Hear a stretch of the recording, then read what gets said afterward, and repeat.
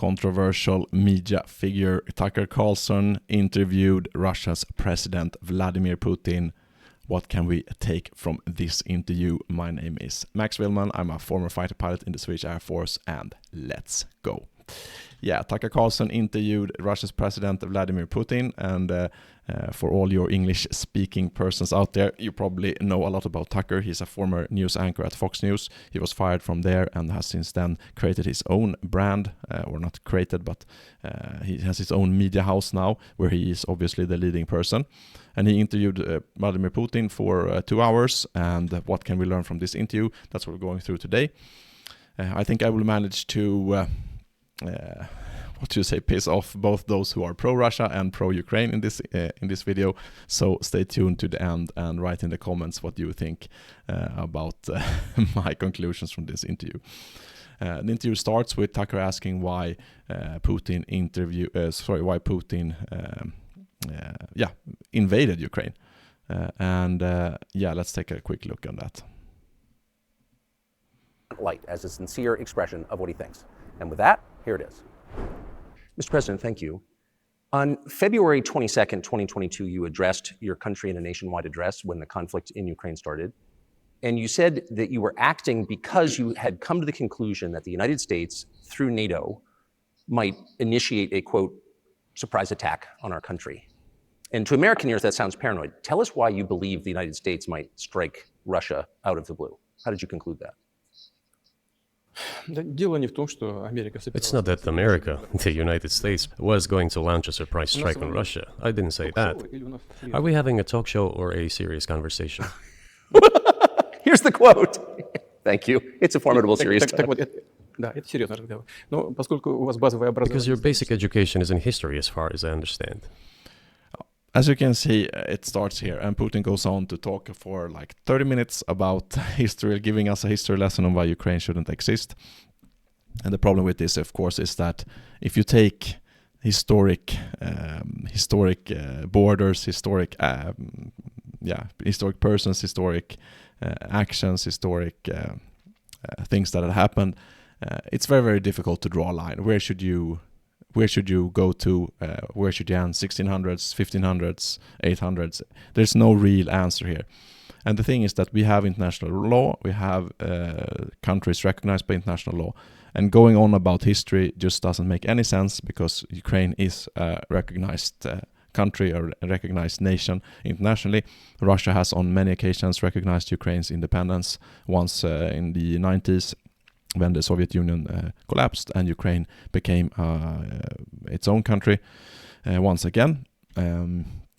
Russia promised integrity for Ukraine borders if they gave up their nuclear weapons, etc.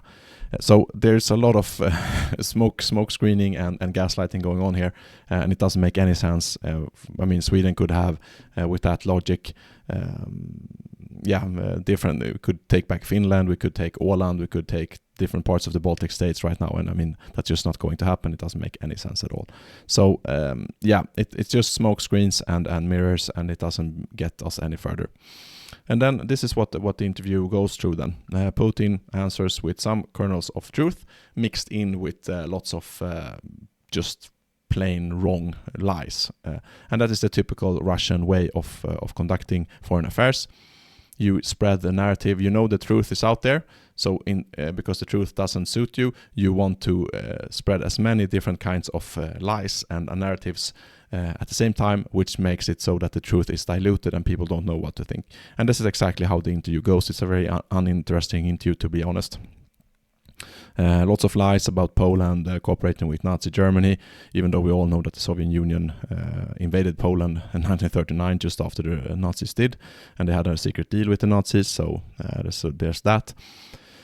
There's also about the military-industrial complex and how it's supporting the war, etc. There's the Minsk agreement, which Russia says that from 2015, that Russia says that Ukraine broke and they didn't, and of course we all know that this is not true. And there's a lot of talk about how Russia is willing to negotiate. And this is what I want to talk about a little bit today. We know how the Russians operate, how they spread their lies mixed in with a little bit with truth to create different narratives. I just talked about that. But let's talk about negotiations. And before I go any further, please do me a solid and give me a like on the video, subscribe to the channel, and also share the video with someone you think could benefit from its message. But let's get back to the video. So what about negotiations? So in this thing, it's very important that we keep our minds open, and we understand that there are many things happening at the same time here. So many things can be true at the same time. This is why things are not black and white. There's always different kinds of gray, shades of gray in the middle, and that's where you usually have to end up. So when it comes to negotiations about peace in Ukraine, Russia says they are willing to have negotiations and that the West is stopping this. And the thing is that, of course, negotiations right now could save a lot of thousands of lives of Russians and Ukrainians fighting in Ukraine. And that is good, of course. But the bad thing is that negotiations would lead to some sort of territory being transferred from Ukraine to Russia. To believe that these negotiations would end up, if they started today, to end up with Russia withdrawing from every part of Ukraine to even pre-2014 borders, that is just not realistic. Russia wants negotiations because they know they have territory from Ukraine and that they would keep a lot of that territory, or at least some of that territory in negotiations. So even though negotiations would lead to reduced suffering and death here and now, it is still not the right way to go, because negotiations would show Russia that moving of borders with military means is something that works. And it has been shown to Russia 2008, where they invaded Georgia without any repercussions. 2014 up until 2022, where they have fought the war in Ukraine, in the Donbass and occupied Crimea. No repercussions to think about there. And then now 2022 to 2024, if negotiations would end with them getting territory from Ukraine, which is very, very probable, it would show Putin that he can continue to do this, it doesn't cost him too much, and that would also at the same time lower the threshold for him to invade the next country. So you have to think about this in the bigger picture. Yes, negotiations and peace would decrease suffering right now, but it would increase the likelihood of a lot more war and suffering in the future. We're talking about a potential conflict with NATO, we're talking about potential nuclear war, we're talking about an invasion of other parts of Eastern Europe and perhaps Western Europe. So this is obviously something that we need to look at. So things can be true at the same time. Reduced suffering right now can be true at the same time as we increase the likelihood of a lot more suffering in the future.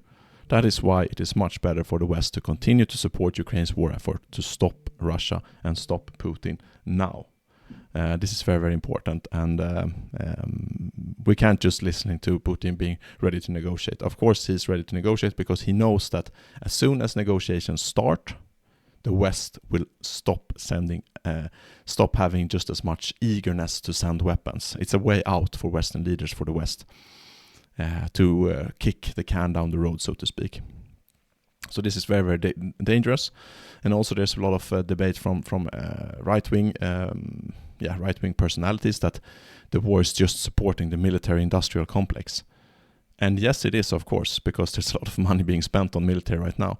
But it can still be a lot of transfer of money to the military-industrial complex and be the right thing to do at the same time. Nobody likes to buy weapons, but right now that's the only way forward if we want to keep the world out of a world war, if we want to stop Russia from going further than Ukraine. So we need to be able to have two thoughts or more in the head at the same time, and this is very difficult to do.